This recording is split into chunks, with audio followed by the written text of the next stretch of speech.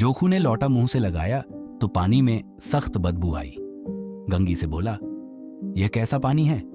मारे बांस के पिया नहीं जाता, गला सूखा जा रहा है और तू सड़ा पानी पिलाई देती है। गंगी प्रतिदिन शाम पानी भर लिया करती थी। कुआं दूर था, बार बार जाना मुश्किल था। कल वह पानी लाई तो उसमें बू बिल्कुल न थी। आज पानी में बदबू कैसी? लौटा नाक से लगाया तो सचमुच बदबू थी। जरूर कोई जानवर कुएं में गिरकर मर गया होगा, मगर दूसरा पानी आवे कहां से? ठाकुर के कुएं पर कौन चढ़ने देगा? दूर से लोग डांट बताएंगे। साहू का कुआं गांव के उस सिरे पर है, परंतु वहां भी कौन पानी भरने देगा? कोई तीसरा कुआं गांव में है नहीं। जोखू कई दिन से बीमार है। कुछ देर तक तो प्यास रोके चुप पड़ा रहा, फिर बोला, अब तुम्हारे प्यास के रहा नहीं जाता, ला थोड़ा पानी नाक बंद करके पी लूं। गंगी ने पानी न दिया। खराब पानी से बीमारी बढ़ जाएगी इतना जानती थी, परंतु यह न जानती थी कि पानी को उबाल देने से उसकी खराबी जाती रहती है। बोली, ये पानी कैसे पियोगे? न जाने कौन जानवर मरा है, कुएं से मैं दूसरा पानी लाई देती हूं। जोखू ने आश्चर्य से उसकी ओर देखा। पानी कहां से लाएंगे? ठाकुर और साहू के 2 कुएं तो हैं, क्या एक लोटा पानी न भरने देंगे? हाथ पांव तुड़वा आएगी और कुछ ना होगा। बैठ चुपके से, ब्रह्मदेवता आशीर्वाद देंगे, ठाकुर लाठी मारेंगे, साहू जी 1 के 5 लेंगे। गरीबों का दर्द कौन समझता है? हम तो मर भी जाते हैं तो कोई द्वार पर झांकने नहीं आता, कंधा देना तो बड़ी बात है। ऐसे लोग कुएं से पानी भरने देंगे? इन शब्दों में कड़वा सत्य था। गंगी क्या जवाब देती, किंतु उसने वह बदबूदार पानी पीने को न दिया। रात के 9 बजे थे। थके मांदे मजदूर तो सो चुके थे। ठाकुर के दरवाजे पर 10-5 बेफिक्रे जमा थे। मैदानी बहादुरी का तो अब न जमाना रहा है न मौका। कानूनी बहादुरी की बातें हो रही थीं। कितनी होशियारी से ठाकुर ने थानेदार को एक खास मुकदमे में रिश्वत दी और साफ निकल गए। कितनी अक्लमंदी से एक मार्के के मुकदमे की नकल ले आए। नाजिर और मोहतमिम सभी कहते थे, नकल नहीं मिल सकती। कोई 50 मांगता, कोई 100। यहां बेपैसे कौड़ी नकल उड़ा दी। काम करने ढंग चाहिए।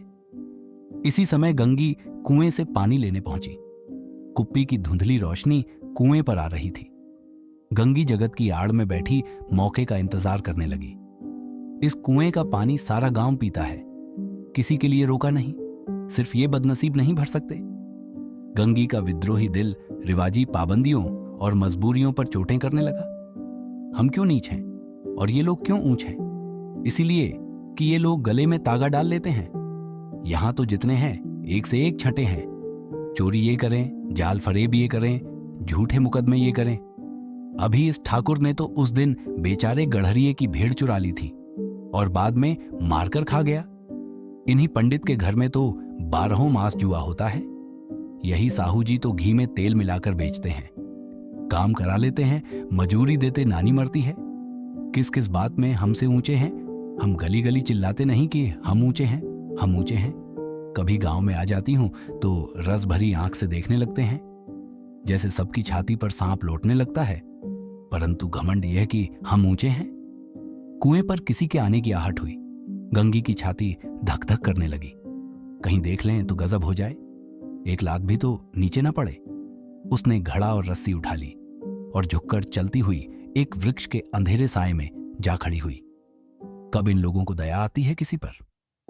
बेचारे महंगू को इतना मारा कि महीनों लहू थूकता रहा, इसीलिए तो कि उसने बेगार न दी थी।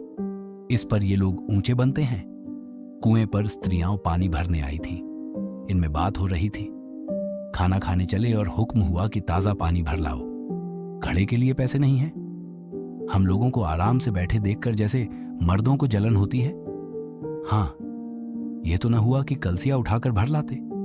बस हुक्म चला दिया कि ताजा पानी लाओ, जैसे हम लौंडियां ही तो हैं। लौंडियां नहीं तो और क्या हो तुम? रोटी कपड़ा नहीं पाती, 10-5 रुपए भी छीन झपट कर ले ही लेती हो। और लौंडियां कैसी होती हैं? मत ल जाओ दीदी, छिन भर आराम करने को जी तरस कर रह जाता है। इतना काम किसी दूसरे के घर कर देती तो इससे कहीं आराम से रहती। ऊपर से वह एहसान मानता, यहां काम करते करते मर जाओ। पर किसी का मुंह ही सीधा नहीं होता।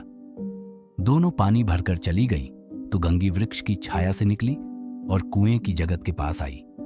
बेफिक्रे चले गए थे। ठाकुर भी दरवाजा बंद कर अंदर आंगन में सोने जा रहे थे। गंगी ने क्षणिक सुख की सांस ली। किसी तरह मैदान तो साफ हुआ।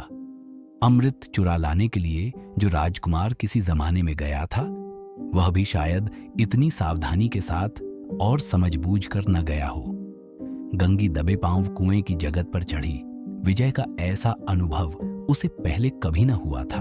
उसने रस्सी का फंदा घड़े में डाला, दाएं बाएं चौकन्नी दृष्टि से देखा, जैसे कोई सिपाही रात को शत्रु के किले में सुराख कर रहा हो। अगर इस समय वह पकड़ ली गई तो फिर उसके लिए माफी या रियायत की रत्ती भर उम्मीद नहीं। अंत में देवताओं को याद करके उसने कलेजा मजबूत किया और घड़ा कुएं में डाल दिया। घड़े ने पानी में गोता लगाया, बहुत ही आहिस्ता, जरा भी आवाज न हुई। गंगी ने 2-4 हाथ जल्दी जल्दी मारे। घड़ा कुएं के मुंह तक आ पहुंचा।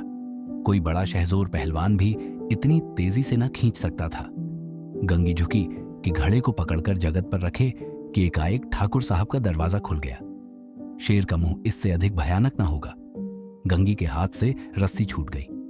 रस्सी के साथ घड़ा धड़ाम से पानी में गिरा और कई क्षण तक पानी में हिलकोरे की आवाजें सुनाई देती रहीं। ठाकुर कौन है, कौन है? पुकारते हुए कुएं की तरफ आ रहे थे और गंगी जगत से कूदकर भागी जा रही थी। घर पहुंचकर देखा कि जोखू लौटा मुंह से लगाए वहीं मैला गंदा पानी पी रहा है।